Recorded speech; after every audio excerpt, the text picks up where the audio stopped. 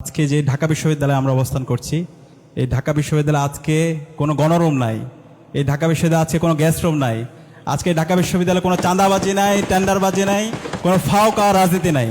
এবং এই আজকের ঢাকা বিশ্ববিদ্যালয়ে শিক্ষার্থীদের নির্বাচিত প্রতিনিধিরাই ক্যাম্পাসে নেতৃত্ব দিচ্ছে।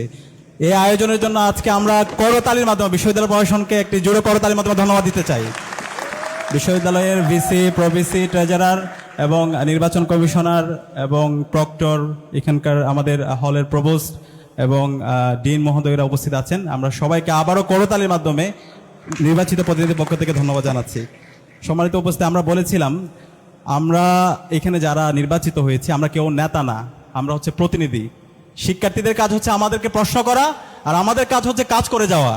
এবং আজকের সেই জবাবদিহিতা 2 মাস পরে আমরা এটা প্রমাণ করেছি। আমরা গত 2 মাস জুড়ে আমরা কি কাজ করেছি সেটা আপনাদের সামনে তুলে ধরার চেষ্টা করেছি। আমরা প্রত্যাশা রাখবো শিক্ষার্থীরা ক্রমাগত আমাদেরকে প্রশ্ন করবে, তাদের প্রত্যাশা, তাদের আকাঙ্ক্ষার কথাগুলো বলবে, এবং আমরা আমাদের কাজ হচ্ছে কাজ করে যাওয়া। আমরা যে স্বপ্নের কথাগুলো বলেছিলাম প্রত্যেকটা স্বপ্ন আমরা বাস্তবায়ন করতে চাই ইনশাআল্লাহ। আমরা যে কমিটমেন্টগুলো দিয়েছি সেগুলো তো বাস্তবায়ন করব, তার চাইতে আমরা 5 গুণ বেশি কাজ করবো ইনশাআল্লাহ। এবং আমরা পলিসিগত জায়গায় কাজ করতে চাই। বিশ্ববিদ্যালয় আজকে 100 বছর পার হয়েছে, স্বাধীনতার আজকে 5 দশক পার হয়েছে। বিশ্ববিদ্যালয়ে অনেকগুলো সিন্ডিকেট তৈরি হয়েছে, এই প্রত্যেকটা সিন্ডিকেটকে আমরা ভেঙে দিতে চাই আপনাদেরকে সাথে নিয়ে।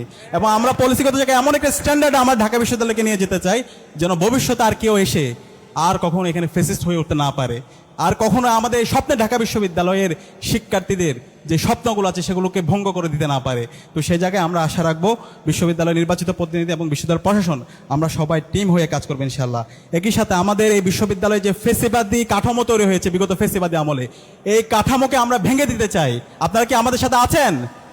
ইনশাআল্লাহ। আমরা খুবই দুর্ভাগ্যের বিষয়, আজকে বিপ্লব পরবর্তী 1.5 বছর পার হচ্ছে, যেই ফেসিবাদীরা, খুনি হাসিনা এবং তার দোসররা গত 16 বছরে এই গণরুম গ্যাসরুম কালচারের বৈধতা দিয়েছিল, শিক্ষার্থীদের উপর নির্যাতন নিপীড়নের বৈধতা দিয়েছিল, এবং সর্বশেষ জুলাই বিপ্লবে বহিরাগত নিয়ে এসে আমাদের ঢাকা বিশ্ববিদ্যালয় ভাই বোনদেরকে মেরে রক্তাক্ত করেছে সেই মাকসুদ কামালের সেই প্রশাসন, তাদের প্রত্যেককে স্বাধীন বাংলাদেশে বিচারের আওতায় নিয়ে আসতে হবে।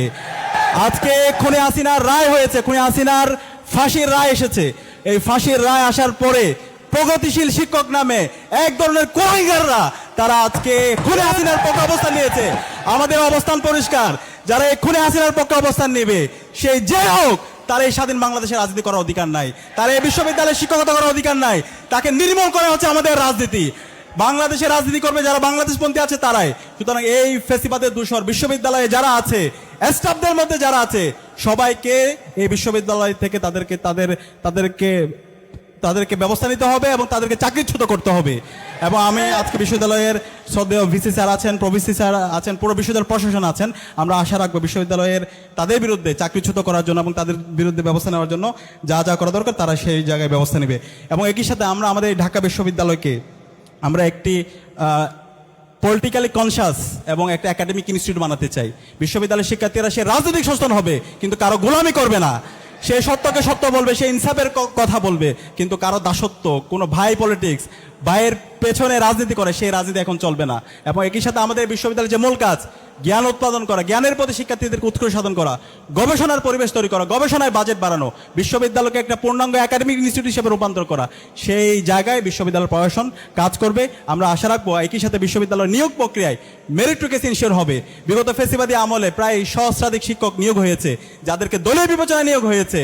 আমরা আশা রাখবো যারা এভাবে দলীয় বিবেচনায় নিয়োগ হয়েছে তাদের বিরুদ্ধে বিশ্ববিদ্যালয় প্রশাসন ব্যবস্থা নেবে এবং মেরিটোরিয়াসের ভিত্তিতে এই বিশ্ববিদ্যালয়ে শিক্ষক নিয়োগ প্রক্রিয়া এনশিওর করা হবে। এবং একই সাথে আমরা এখানে যারা আছি সবাই জুলাইয়ের প্রজন্ম, জুলাইকে বাঁচিয়ে রাখার দায়িত্ব হচ্ছে আমাদের। আজকে জুলাইয়ের শহীদদের যে আকাঙ্ক্ষা, জুলাইয়ের যে স্পিড, সেটাকে নষ্ট করার জন্য বিভিন্ন ধরনের ষড়যন্ত্র এবং চক্রান্ত হচ্ছে।